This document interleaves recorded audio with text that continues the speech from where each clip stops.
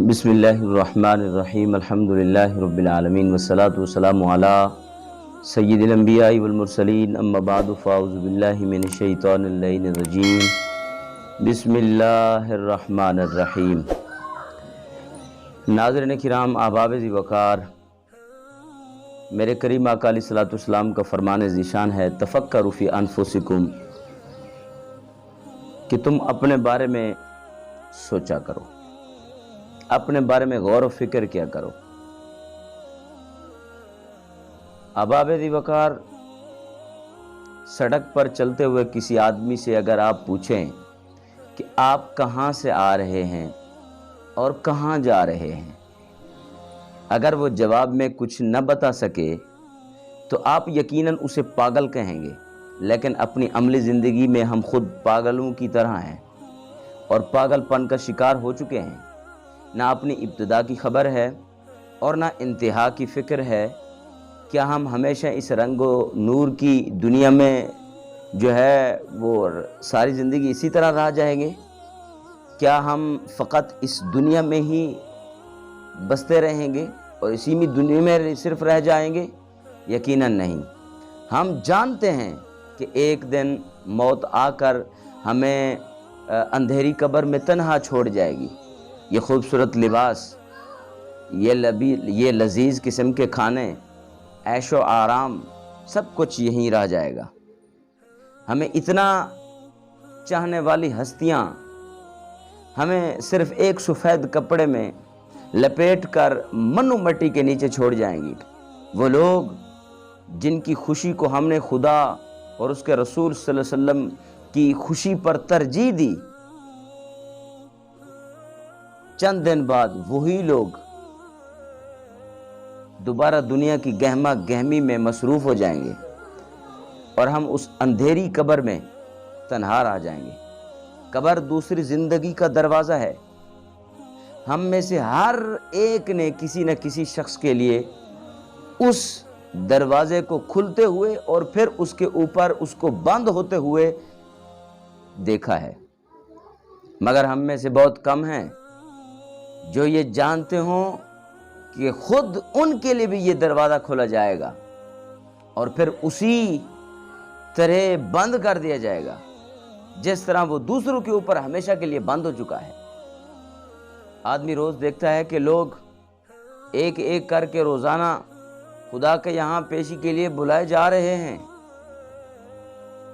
مگر خود اپنے آپ کو اس طرح الگ کر لینا ہے گویا عدالت الہی میں حاضر ہی نہیں ہونا، اور گویا اللہ کے دربار میں وہ حاضری کا دن بھی کبھی نہیں آئے گا، اس کے اپنے لیے کبھی نہیں آئے گا۔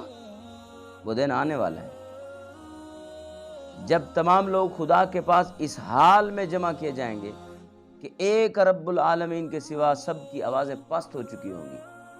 اس دن صرف سچائی میں وزن ہوگا اور اس کے سوا تمام چیزیں اپنا وزن کھو دیں گی۔ یہ فیصلے کا دن ہوگا، مالک یوم الدین، یہ جزا کا دن ہوگا۔ ہمارے لیے اس دن کے درمیان صرف موت کا فاصلہ ہے۔ اس دن میں اور آج کے دن میں فقط فاصلہ موت ہے۔ ہم میں سے ہر ایک شخص ایسے انجام کی طرف چلا جا رہا ہے جہاں اس کے لیے یا تو دائمی عیش ہے یا دائمی عذاب ہے۔ ہر ایک کے لیے مقدر ہے۔ ہر بار جب سورج ڈوبتا ہے تو وہ ہماری عمر میں ایک دن اور کم کر دیتا ہے۔ اس عمر میں جس کے سوا آنے والے ہولناک دن کی تیاری کا اور کوئی موقع نہیں۔ ہم کو زندگی کے صرف چند دن حاصل ہیں جن کا انجام لامحدود ہے، لامحدود تک بھگتنا پڑے گا۔ جس کا آرام بے حد خوشگوار ہے اس کے لیے ساری زندگی عیش و عشرت کی گزرے گی۔ ناظرین، سوچنے کی بات ہے کہ ایک دن ہم نے مر جانا ہے۔ آپ روزانہ جنازوں میں شریک ہوتے ہوں گے اور پھر قبر تک بھی جاتے ہوں گے۔ آپ نے دیکھا ہوگا قبر کے دروازے کو کھلتے ہوئے اور پھر اس کو ہمیشہ کے لیے بند ہوتے ہوئے۔ وہی انسان کبھی دنیا میں بستا تھا، آج اس کے لیے دنیا کا دروازہ ہمیشہ کے لیے بند ہو چکا ہے۔ ایک دن آپ نے اور مجھ نے اسی قبر میں چلے جانا ہے، ہم نے اپنے رب کے پاس جانا ہے۔ تو پھر اس دنیا کے عیش و عشرت میں، پھر اس دنیا کی رنگ و بو میں کھو جانا، یہ کہاں کی عقل مندی ہے، یہ کہاں کا شعور ہے۔ احباب وقار، ہمیں چاہیے کہ ہم دنیا میں رہ کر ہم آخرت کی فکر کریں، ہم آخرت کی یاد کریں، ہم اپنی موت کو ہمیشہ یاد رکھیں۔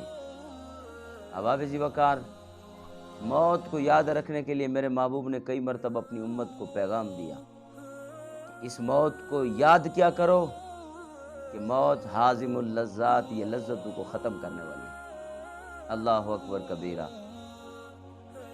ناظرین، ایک دن ہم سب کو دنیا سے رخصت ہو جانا ہے۔ تو جب ہمیں رخصت ہو جانا ہے تو پھر ہمیں اپنی آخرت کی فکر کرنی چاہیے، اپنی آخرت کی فکر کرنی چاہیے۔ آج آپ کو یہ بھی پتہ نہیں ہے، مجھے یہ بھی پتہ نہیں ہے کہ ہم آئے کہاں سے ہیں اور جائیں گے کہاں، اور ہمارا منشور اور مقصد حقیقی کیا ہے، اللہ نے ہمیں پیدا کیوں کیا ہے، کیا کرنے کے لیے زمین پہ بھیجا ہے، اور پھر موت کے بعد ہمیں اٹھائے گا۔ ان سب چیزوں کو ہمیں یاد رکھنا ہے، اور پھر ان سب چیزوں کو ہمیں یاد رکھ کر کے ہمیں فکر آخرت کرنی ہے، کیونکہ ہم نے ہمیشہ یہاں پر نہیں رہنا۔ تو میں دعا کرتا ہوں اللہ جل شانہ آپ کو اور مجھے دنیا میں رہ کر فکر آخرت نصیب فرمائے، اور دنیا و آخرت میں اللہ جل شانہ ہم سب کو سرخرو فرمائے۔ وما علیہ الا